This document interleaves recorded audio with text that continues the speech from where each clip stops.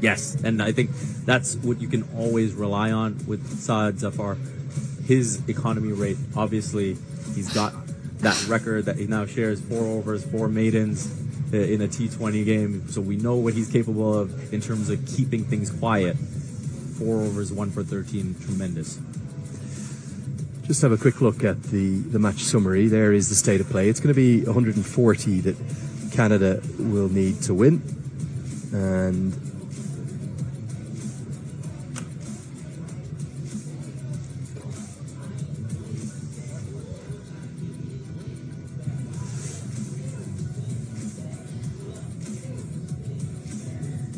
so we're going to get some immediate reaction from the mid-innings here. We're going to speak to Harsh Thacker of Canada, who's with Manali Patel. Well, we've got Harsh Thacker here. A really good job with the ball today, Harsh. 2 for 17. Talk us through what the conditions were like out there with the ball and that pitch specifically. I think the pitch is much better than the one we played on yesterday. It is stopping a little bit for the spinners, but not much spin. It just stops a bit when you bowl into the wicket. But even then, if you miss your length, it's very easy to take you on. So what does that mean from a batting perspective? You guys are chasing 140 for the win. What does it mean when you come out with the bat? I think 140, I would say like 5-10 below par. We need to obviously bat well on this wicket, get a good start, solid base, and then take the game home. And no Aaron Johnson in the side, which means what does that change in terms of the opening pair for Canada? I think DP and Navi would open, and then we'll see from there. Well, good luck with the chase, and thank you very much. Thank you. That's Harsh Thacker. Thank you, guys. As a business owner, you have a responsibility to give back to your community. We hire local and we serve local. Breakfast program, scoop program for kids. Seniors bus program, providing transportation to and from the store.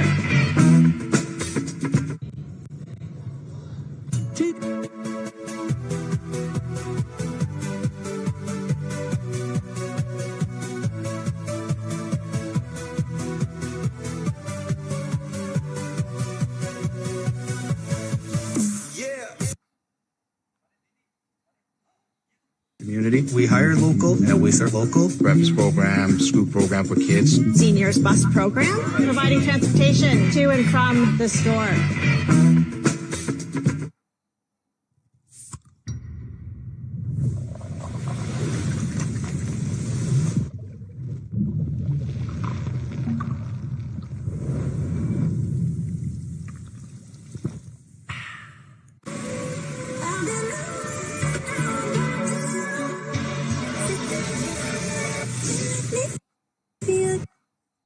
The all-new Nissan Kicks.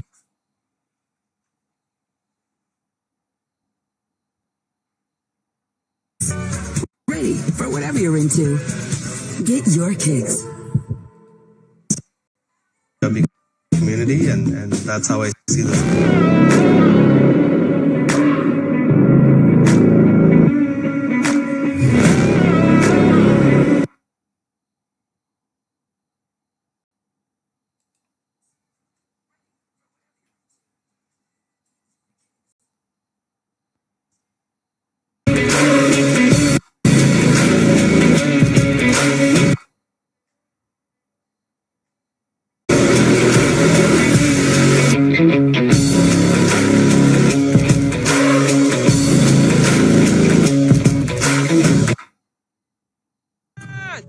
TD, ready for you.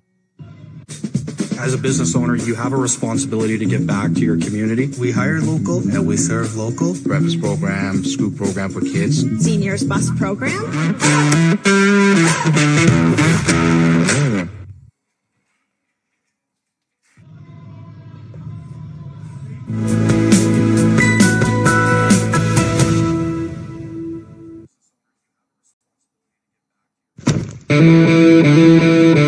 Really good action, haven't we, across the course of the 3 matches, and ultimately right now, as it stands, we have no idea who is going to take this title. In fact, even this game hangs right in the balance. Nepal posting 139 from their 20 overs after that flying start, a 70-run opening partnership. Andrew Leonard here with you as always, and great to have Vivek Jacob alongside me. Vivek, I want to talk, I suppose, a little bit about multiple things, not just this game, but also, I suppose, the growth of cricket in both countries. Canada returning to ODI status after what's been a long time. Also, a first ever T20 World Cup appearance, although they had to fight hard to get there, didn't they, through that qualifier in Bermuda. And a lot of this success, you've got to say, a huge amount of work being done by Cricket Canada, the Boundary North team, who are involved with the commercial aspect, but also that GT20, which is that GT20. I think there's been maybe 6 editions, or 6 years of it. It's been going for 6 years, since 2018. We've had 4 editions. Obviously, the COVID pandemic wiped out a few. But how important has that been to help grow the game here in Canada? It's been huge, and I think overall, when you look at it, it's the word that stands out to me is just professionalism and just professionalizing the sport. You look at players in this Canada squad now having full-time contracts where they can focus on the game and not have to worry about, do I have to juggle a second job? Things of that nature make such a huge difference. And then you look at the opportunities that these players get now, play in a GT20, go play in other leagues and earn money and just focus on cricket all the time.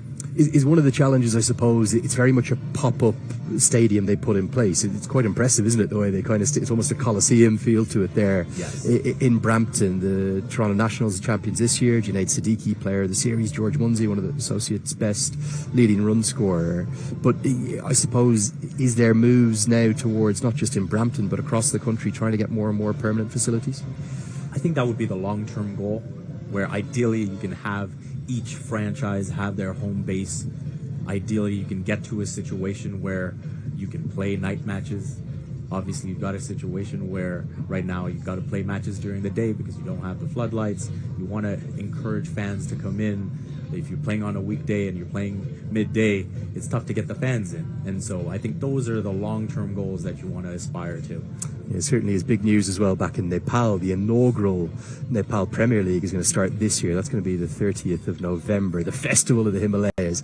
Got to guide you through some of these team names because they're only literally being announced as we speak.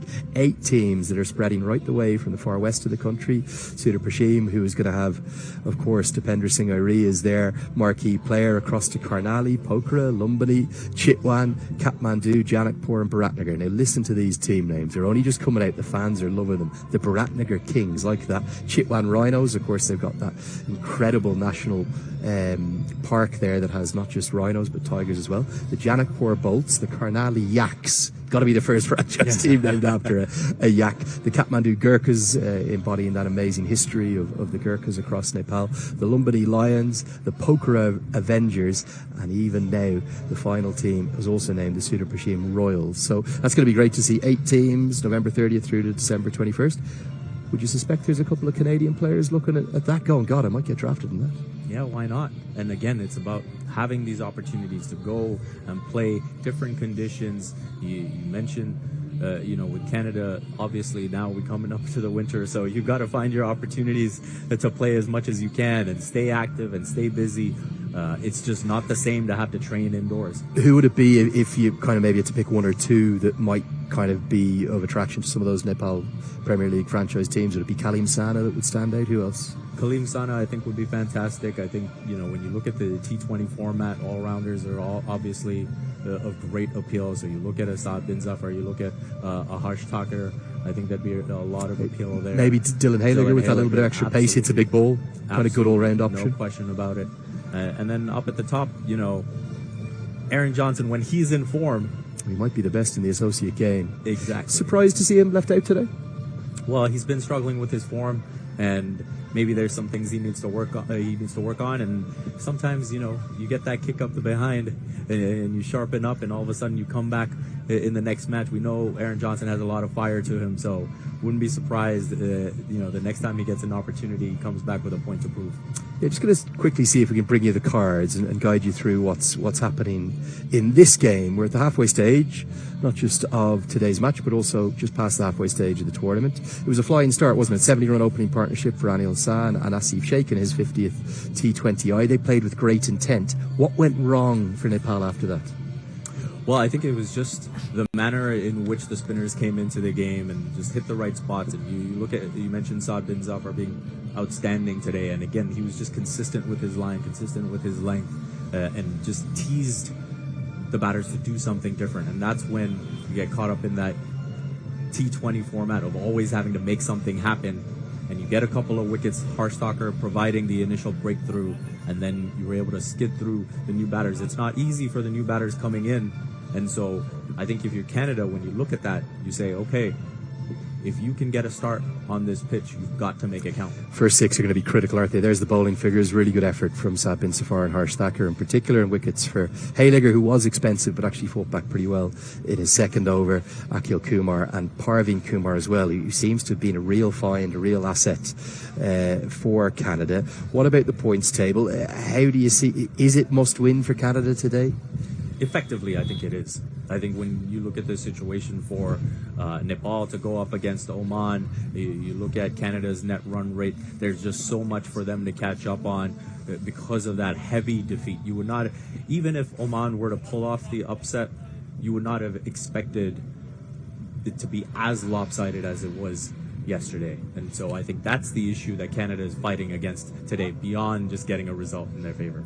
Well, look, it's been so great to have you with us. We know how much you've been enjoying the action, not just back in Nepal, but across North America on Willow TV. And indeed, we received messages from you all around the world. We think that this series right now absolutely hangs in the balance. And for Nepal, what's going to decide this game in the second innings? We've spoken about the Canadian perspective.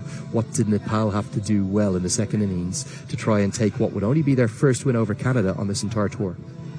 I think the power play is going to be essential. I think if you can put Canada on the back foot, they've yet to have a good start in the power play in this series. And so if you can create that doubt, because again, they're coming in with a new opening pair. Aaron Johnson is out, so likely we'll see Dilpreet Bajwa up at the top alongside Navneet Dhaliwal. And so if you can create that bit of panic and get an early breakthrough, I think that can set the tone. And Canada will have in the back of their mind just how much they conceded in that power play. Where do you see Ravindra Pal Singh batting in the team coming into the side? Middle order? Absolutely. I think they'll be looking at him for some late blows and almost in that Goshen Jha role.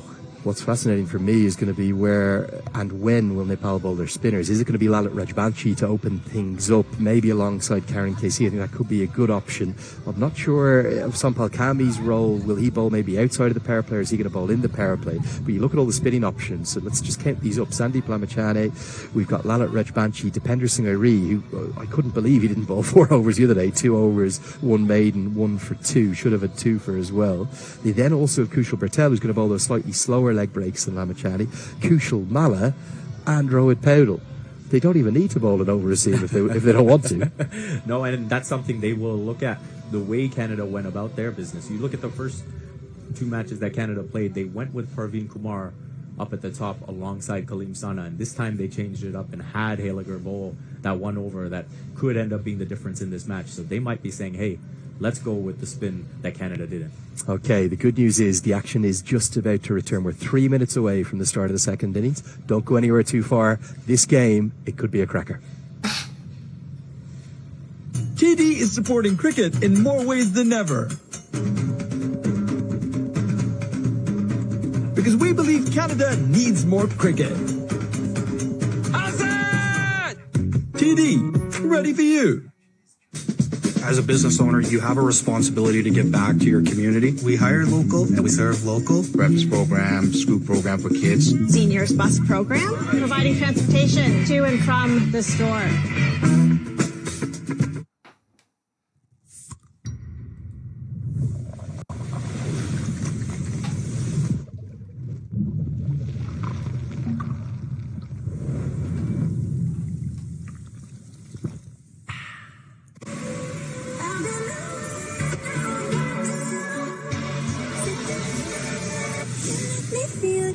The all-new Nissan Kicks.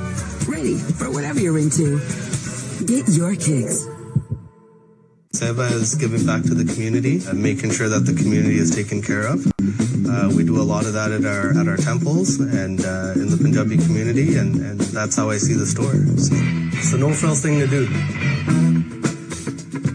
The new A&W Ruffles Crunch Teen Burger. Let's go. Juicy grass-fed beef topped with Ruffles cheddar and sour cream chips.